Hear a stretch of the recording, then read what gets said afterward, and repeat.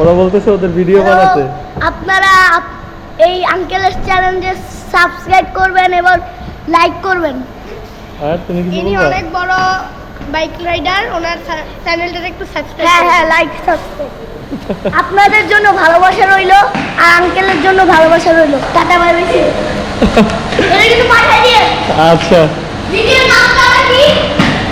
হ্যাঁ। ভিডিওর নামটা what is up good people, অনেক দিন পর মোটো ব্লগ। এতদিন আর কি মোটো ব্লগ স্টার্ট আসলে করব করে করা হয় নাই, আর নানান হ্যাসেলে ছিলাম, পুরো একটা নানান ট্রাভেলের মধ্যে ছিলাম। আর এখন মনে হচ্ছে অনেক দিন ভিডিও দেওয়া হয় না, এই জন্য চিন্তা করলাম যে একটা শর্ট ভিডিও দেই, আপনাদের খোঁজ খবর নেই। আপনারা কে কোথা থেকে আমার ভিডিও দেখেন প্লিজ কমেন্টে জানান। আর হ্যাঁ ক্যামেরার হ্যাঁ অর্ডার করছে অনেক আগে, হ্যাঁ বাইক আইছে না, হ্যাঁ একটু চালাই নাই, না চালাই আবার ফেল করছে। হ্যাঁ ম্যাডাম দেখছি তো ও তো মরে মরে রয়্যাল এনফিল্ড। কইরা তো কাহিনী হইতাছে হইলো অনেকদিন পর ব্লগ স্টার্ট করছি, ক্যামেরার কি বলে ফাংশনগুলোও কেমন জানি হয়ে আছে। সো আমি যে সেট আপে আর কি ভিডিও শ্যুট করি, ওই আমি যে সেট আপে আর কি ভিডিও শ্যুট করি 2.7K আর হচ্ছে 60 FPS দিয়ে করি। সো এই জিনিসটা আর কি ফ্রেম রেট সবসময় আর কি আমার থাকে, আর এই রেজুলেশনে আর কি ভিডিও বানাই, তো আর কি ভালো একটা কম্বিনেশনের ভিডিও আর কি শ্যুট করা যায়। এখন দেখলাম যে আর কি বারবার ব্যাটারি লো দেখাইতেছে, আর ব্যাটারি নিয়ে বেরোই নাই, একটাই ব্যাটারি ছিল এটার মধ্যে, আর এক্সট্রা ব্যাটারি নিয়ে বেরোই নাই, এই জন্য বারবার অফ হয়ে যেতেছিল।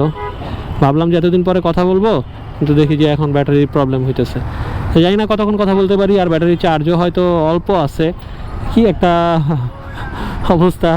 তো যাই হোক, যতটুকু হয়।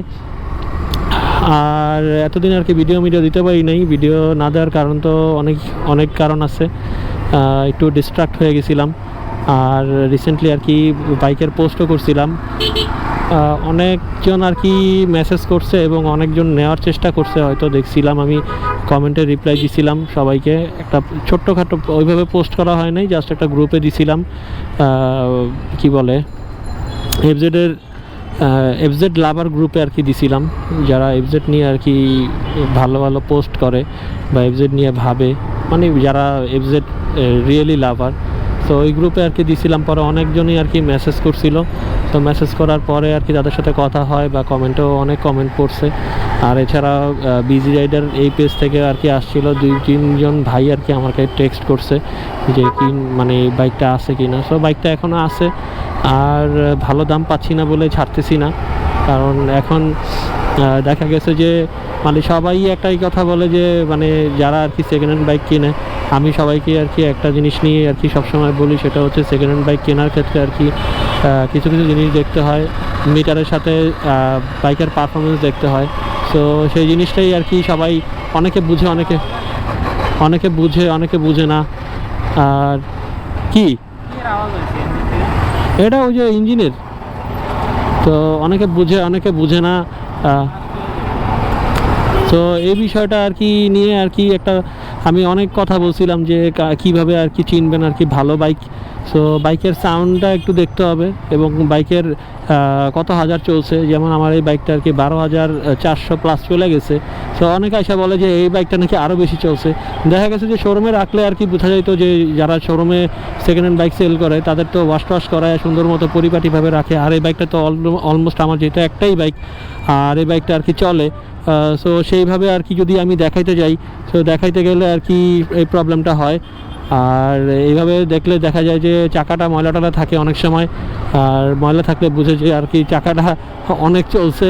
তো বিষয়টা এমন না, বিষয়টা হচ্ছে আপনি বাইক যখন চালাবেন, বাইকটার সাউন্ডটা শুনলেই আপনি বুঝতে পারবেন, চালানো লাগবে না। আর ইউজার রিভিউ যদি আপনি নেন, যে বাইকটা চালাইতেছে বা তার সম্পর্কে জেনে নেবেন যে সে কী কাজ করে বা কীভাবে তার পজিশনটা জানবেন, তাহলে পজিশনটা জানলে আর কি আপনার হবে কি যে আপনি একটা আইডিয়া পাবেন যে সে কেমনভাবে রাইডটা চালায়, মানে বাইকটা চালায়, আর তার রাইডিং স্টাইলটা কেমন সেটা আপনি দেখলেই বুঝতে পারবেন, যে মানুষ দেখলেই বুঝতে পারবেন।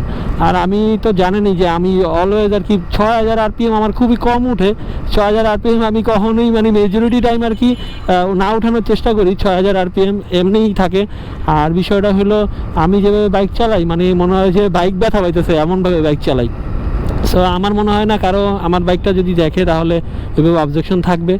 আর ওইভাবে আর কি মানে অনেক মানুষ অনেক কথা বলবে, যে মানে একটা ডিমোটিভেট কথা বলে, মানে একটা ভাই আর কি মানে ইয়া থেকে আমাকে ফোন দিয়ে আর কি কথাবার্তা বলছিল 3 দিন 4 দিন ধরে সে কথা বলতেছে আমার সাথে যে ভাই আমি এমন একটা প্রাইস দিব, মানে সে বলতেছিলাম যে ভাই সেও এটা নিয়ে সেল করবে।